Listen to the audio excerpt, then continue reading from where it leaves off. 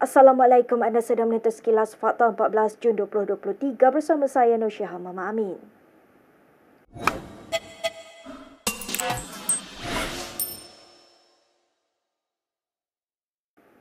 Bekas Menteri Pendidikan Razif Jidin mempersoalkan angka disebut Datuk Seri Anwar Ibrahim semasa Perdana Menteri itu mendakwa terdapat 30,000 pelajar tidak menduduki peperiksaan SPM sebelum ini.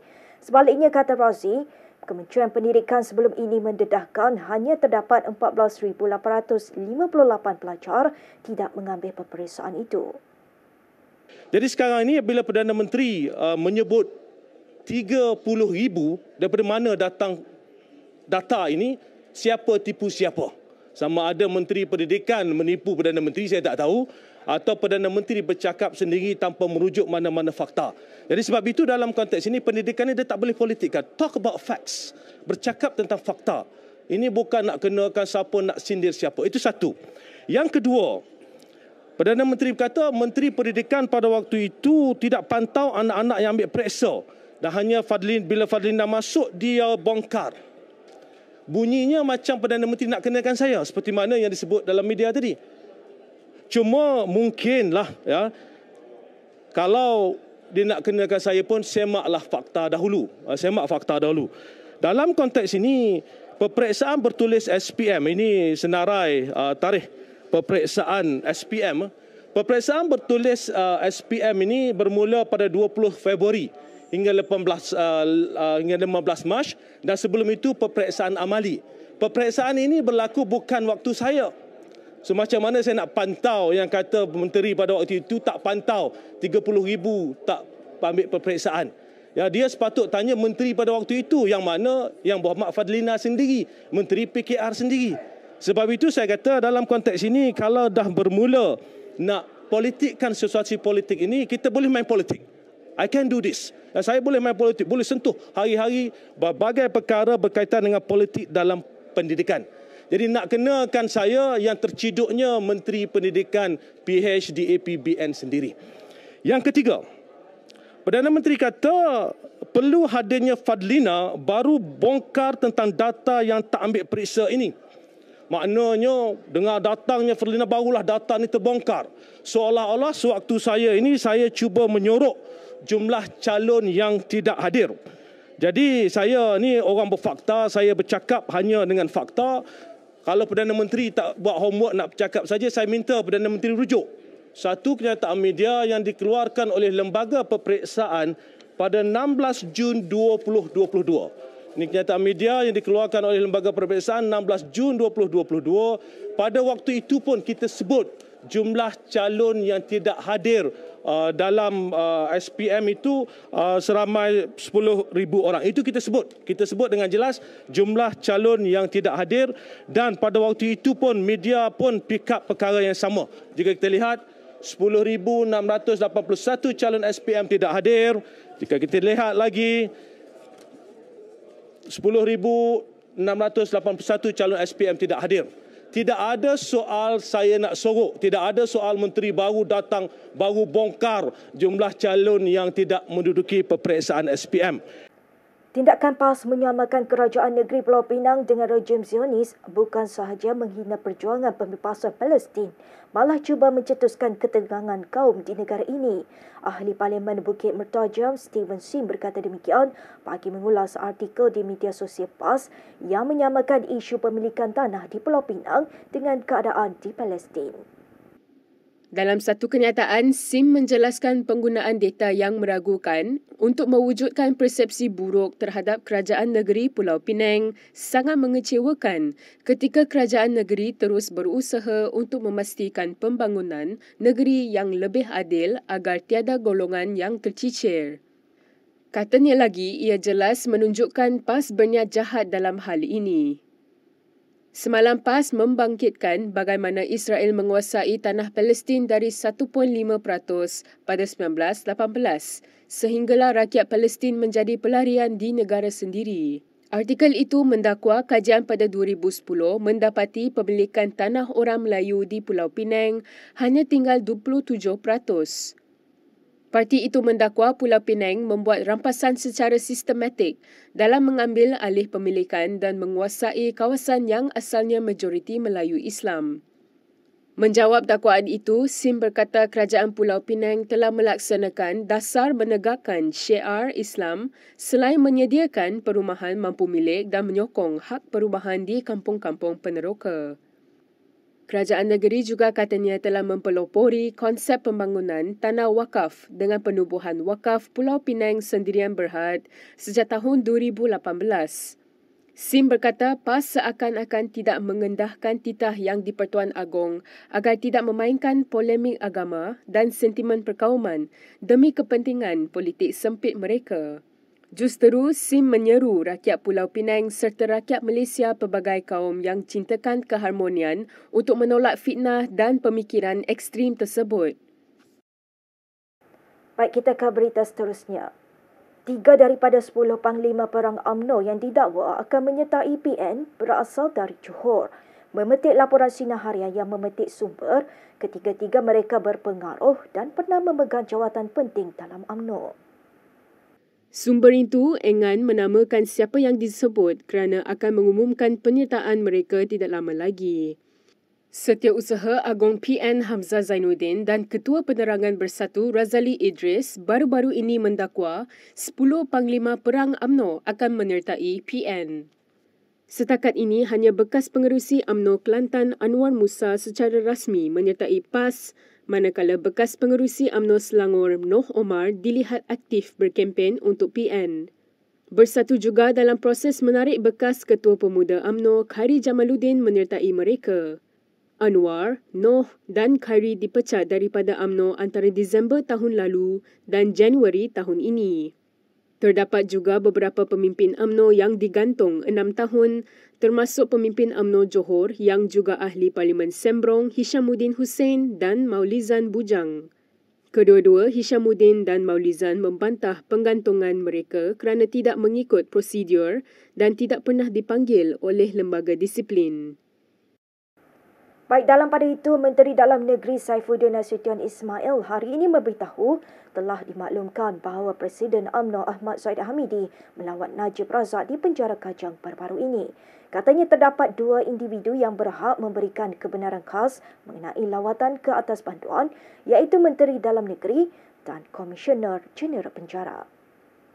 Soal masa 30 minit ke 40 minit ke 40 minit kan, pertemuan itu dengan kehadiran pegawai penjara. Jadi pegawai penjara adalah pihak yang punya otoriti untuk membuat keputusan pada momen itu. Okey. Jadi seperti mana saya sebut tadi, peraturan 86 dan 99 dari hal izin melawat dan juga makanan, begitu jugalah tempoh masa, iaitu pegawai yang menyelia pada ketika itu yang akan membuat pertimbangan berapa lama. Ya, itu yang dibuatlah. Kebenaran khas sama ada oleh KP penjara atau saya lah. Ya. Ketua pengarah penjara maklumkan pada saya tahu, kemudian prosedur seterusnya diberi oleh KP penjara lah. Itu kaedah saja, tak masalah. Yang penting dia notify saya maklum, kemudian soal macam mana dia memaklum kepada TPN sebagai itu, proses seterusnya lah. Sementara itu, kerajaan dikecam berhubung layanan istimewa yang diberikan kepada Zahid dan Timbalan Menteri Dalam Negeri Syamsul Anwar Nazarah ketika mereka melawat Najib di penjara Kajang. Ketika dihubungi Malaysia Kini, pengarah eksekutif Lawyers for Liberty, Zaid Malik berkata, peruntukan sedemikian untuk Najib dan tahanan VIP lain hampir tidak pernah didengar. Katanya layanan istimewa yang diberikan kepada Najib adalah satu penghinaan terhadap prinsip kesaksamaan di bawah Perkara 8 Perlembagaan Persekutuan. Baik, dalam perkembangan yang lain, kerajaan tidak akan teragak-agak mengambil tindakan jenayah terhadap mana-mana pihak termasuk warga negara Malaysia yang memberikan sebarang sokongan, bantuan atau bersengkongkol dengan penuntut kumpulan suluk. Perdana Menteri Datuk Seri Anwar Ibrahim menegaskan PTRM telah memulakan siasatan terhadap penuntut suluk, penimbang tara, peguam serta pihak-pihak lain yang berkaitan di bawah Seksyen 124K Kanun Kesesaan bagi kesalahan sabotaj. Kerajaan ingin menegaskan bahawa semua award yang dikeluarkan oleh Dr. Setampa dalam melanggar prinsip polisi awam antarabangsa, international public policy. Kerana ia melibatkan pelanggaran prinsip dengan izin diplomatic immunity, jurisdictional immunity and sovereignty.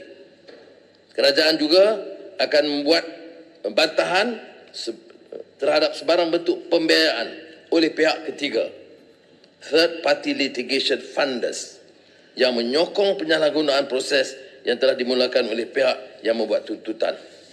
Saya ingin menegaskan bahawa kerajaan tidak akan teragak-agak untuk mengambil tindakan jenayah menurut undang-undang yang sedang berkuasa terhadap mana-mana pihak, termasuk warga negara Malaysia yang membelakangkan kepentingan dan keselamatan negara dengan memberikan sebarang sokongan, bantuan secara langsung maupun tidak langsung dan bersekongkol dengan pihak yang membuat tindakan. Polis Diraja Malaysia telah pun memulakan siasatan terhadap pihak yang membuat tuntutan, penimbang taraf, peguam serta pihak-pihak lain yang berkaitan di bawah Seksyen 124K Kanun Keseksaan bagi kesalahan sabotaj. Ini soal kepentingan dan kedaulatan Malaysia. Ini soal Sabah dan rakyat Malaysia keseluruhannya. Kerajaan Malaysia akan terus marah dan berjuang habis-habisan demi melindungi dan memelihara kepentingan dan kedaulatan Malaysia.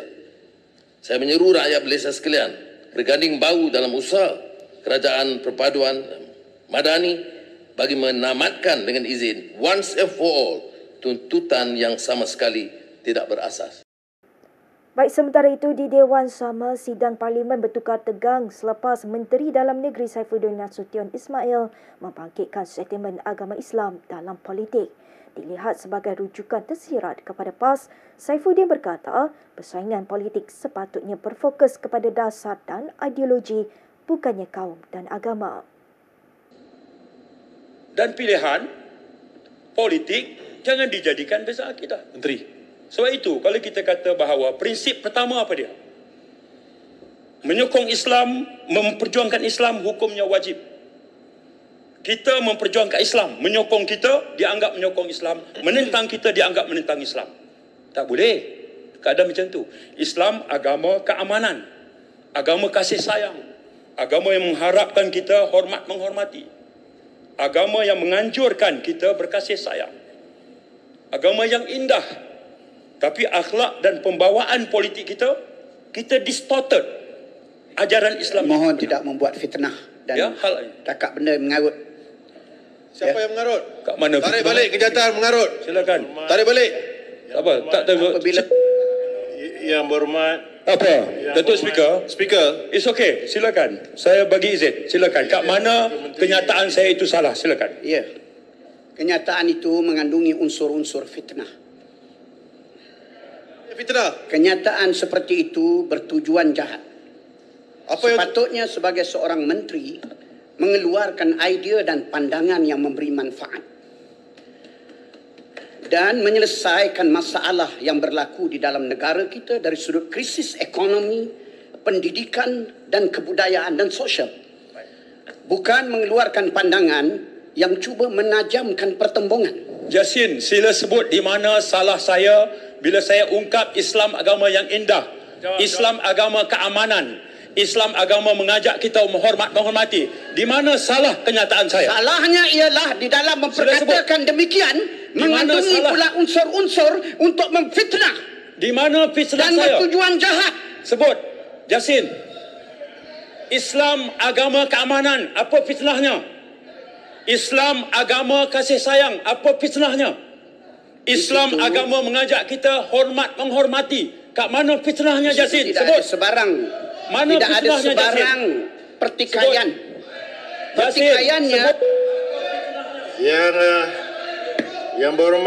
Yang berhormat duduk.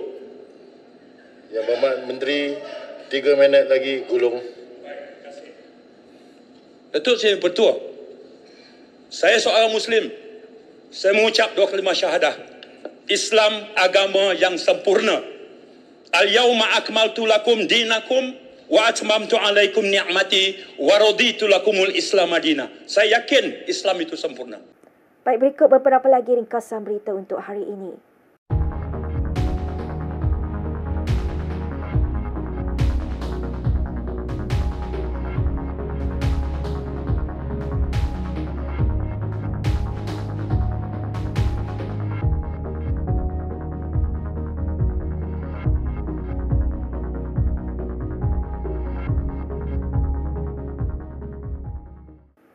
Sekian sahaja daripada saya, Nur Syaham Muhammad Amin untuk Sekilas Fakta. Untuk lebih banyak berita, anda boleh melayari kinitv.com. Anda juga boleh mengikuti kami di Instagram, Twitter, YouTube dan Facebook. Salam hormat dan jumpa lagi.